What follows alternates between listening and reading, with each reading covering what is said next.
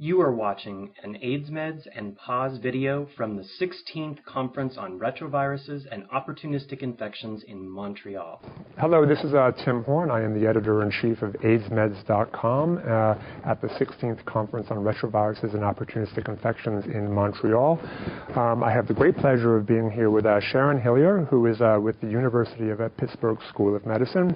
Dr. Hillier is one of many researchers and certainly an expert on biomedical approaches to the prevention of HIV transmission. Generally speaking, this refers to medical care to reduce the risk of positive persons spreading HIV to a negative person or a negative person from becoming infected with HIV. Examples are many. These include pre- and post-exposure prophylaxis, microbicides, the use of antiretroviral treatment to reduce viral load and therefore a person's risk of spreading HIV, and circumcision. This is the first of a two-part interview with Dr. Hillier, and in this part we will be talking about pre-exposure prophylaxis. Can you explain what this means in the simplest possible way? Sure. Thanks so much, Tim. It's a wonderful opportunity to get to really have a good discussion about pre-exposure prophylaxis, sometimes we call PrEP.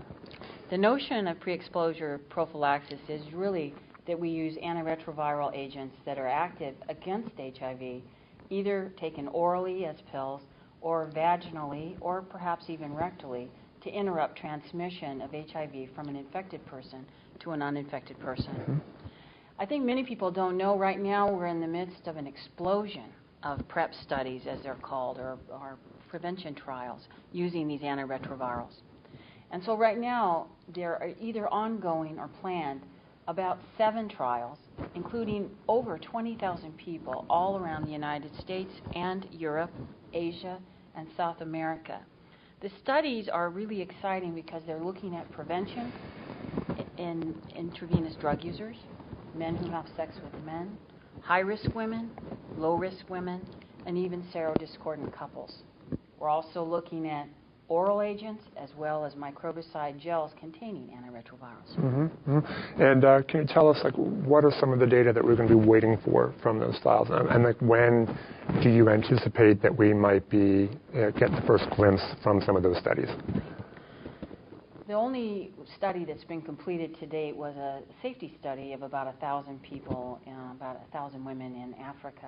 And that study suggested that HIV uninfected people can tolerate tenofovir very well, mm-hmm. that it has a good safety profile just as it does in HIV-infected individuals.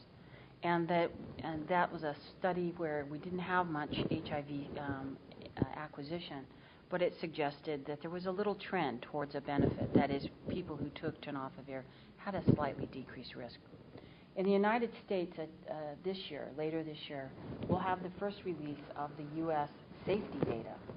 This was a study of 400 men who have sex with men in 3 U.S. cities, including Boston, San Francisco, and Atlanta. Mm-hmm. And it gives us the first data on the safety of tenofovir in HIV uninfected men, but men who are interested in using PrEP for prevention of HIV. Mm-hmm. Those results will be out later this year. And that's a safety study? That's a safety study. Now, so when we consider the issue of finding actual effectiveness in, let's say, men who have sex with men, will that study answer that?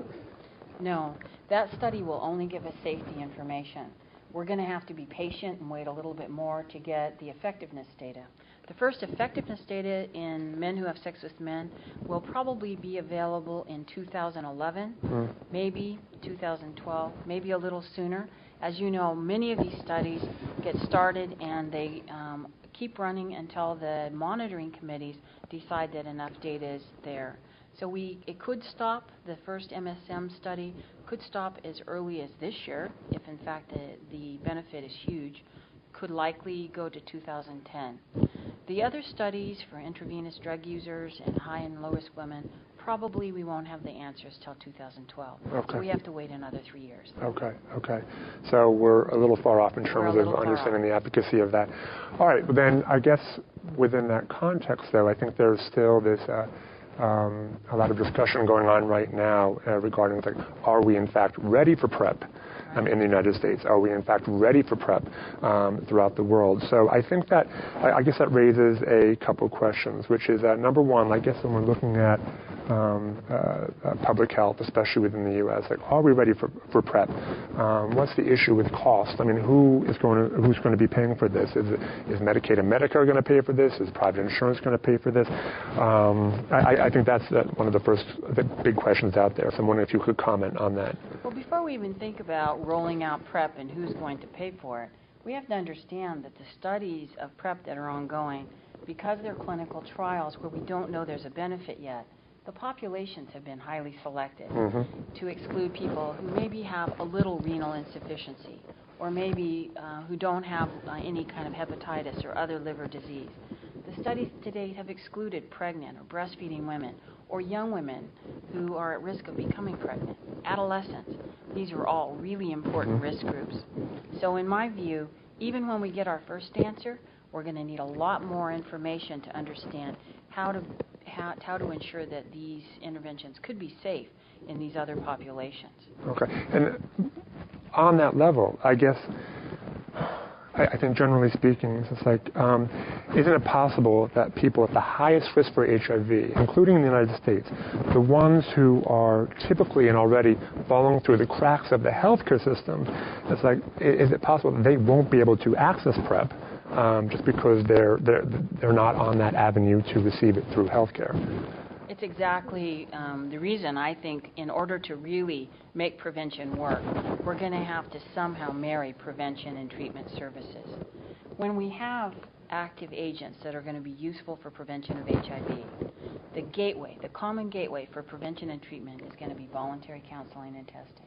That means when people come in and they get tested, that if they're positive, they're immediately referred to the best kinds of care. They can make their decisions about the kinds of treatment and behavioral modifications they might want to make. But at the same time, high-risk people who are found to be uninfected, after breathing that sigh of relief, are going to have to think about, am I a good candidate? Would I like to take a medication that could help prevent HIV? Could I modify my behavior in other ways? Can I incorporate better condom usage? Can I incorporate better ways of minimizing the numbers of high-risky behaviors that I'm undertaking? So I think it's going to be a long, complicated process, way beyond who's going to pay for it. How do we integrate it into the really overburdened healthcare systems and non-existent healthcare systems for many of the people who are at highest risk? I see. And a final question for you. I know that one of the biggest concerns or potential concerns with PrEP is the issue of the emergence of drug resistance. So if someone is on PrEP, they do in fact become infected with HIV, that they are on either, let's say, Viriad or a combination of Viriad and Entriva or Truvada. That's pretty much on a par with things like monotherapy, which is a big no-no in the treatment of HIV. So there is a potential risk of resistance there. I'm just wondering if you could possibly talk about that. Sure. There's no question one of the big question marks in everyone's mind about using antiretroviral drugs for prevention is that question of will it cause resistant virus? Will it select for resistant virus either at the time of infection or when people are infected and don't know they are yet and they're using monotherapy, as you say? Within the clinical trials that are being done, we minimize that risk by testing people every single month to be sure that people who are already infected aren't using monotherapy. But once this is rolled out, we need to understand what's the best way to monitor tenofovir or Truvada for prevention. Sure. Will it require monthly testing, quarterly testing? And how can we ensure and how can we measure the impact of that on resistance? I think right now it's safe to say the impact of antiretrovirals as used for prevention in terms of causing resistant virus is a data-free zone. We simply don't know yet what can happen. We know it's a potential problem. We know it's going to have to be carefully monitored during any rollout of PrEP, and that we're really going to have to get that information so that people can be well informed. Great. Well, it sounds like there's a very long road ahead and a lot of questions to answer. Dr. Hillier, thank you very, very much. Thank you, Tim.